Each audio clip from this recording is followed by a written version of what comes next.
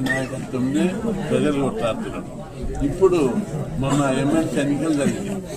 MLC ఎన్నికలు ఏం ఇచ్చారు? యూత్ విద్యావంతులైన టీచర్లు బీసీకి, బీజేపీ బీసీకి, ఇతర బీసీలకు ఒప్పుకోలేదు. బీజేపీ బలపెట్టిన బీసీలందరినీ వాళ్ళు ఎన్నుకున్నారు. ఆ ట్రెండ్ స్టార్ట్ అయింది. వచ్చేది బీసీ రాజ్యం.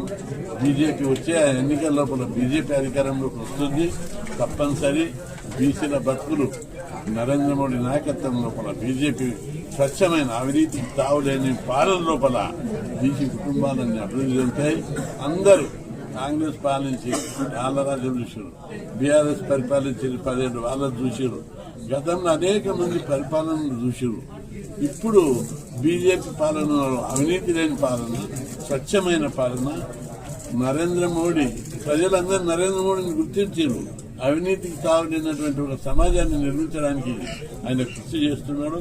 కాబట్టి ఆయనకు ఒక అవకాశం కల్పించాలని తెలంగాణ ప్రజలు డిసైడ్ అయి ఉన్నారు.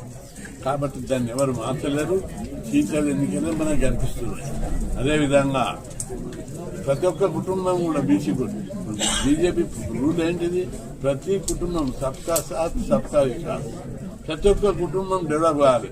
పేదరికం లేనుకుంటుండాలి, నిరుద్యోగం లేకుండా ఉండాలి, అన్ని రంగాల్లో ప్రజలు అభివృద్ధి చెందాలనేటువంటి ఒక గొప్ప ఆశయంతో ప్రజలు కృతనిశ్చయాలు ఉన్నారు. మంచి రాష్ట్రాన్ని అభివృద్ధి చేయాలి. రాష్ట్రంలో ఫండ్స్ లేవంటున్నారు. అదే బీజేపీ పాలన ఉంటే కేంద్రం నుంచి ఫండ్స్ వస్తాయి, డెవలప్మెంట్ అవుతుంది. ఇక్కడ చూడు, నిన్న పిల్లలందరూ గొడవలు చేశారు. బీసీ హాస్టళ్లకు స్థలాలు ఇవ్వండి, బీసీ కాలేజ్ హాస్టళ్లు నిర్మించండి, బీసీ గురుకుల పాఠశాలలు నిర్మించండి. నగరం లోపల 120 బీసీ కాలేజ్ హాస్టళ్లు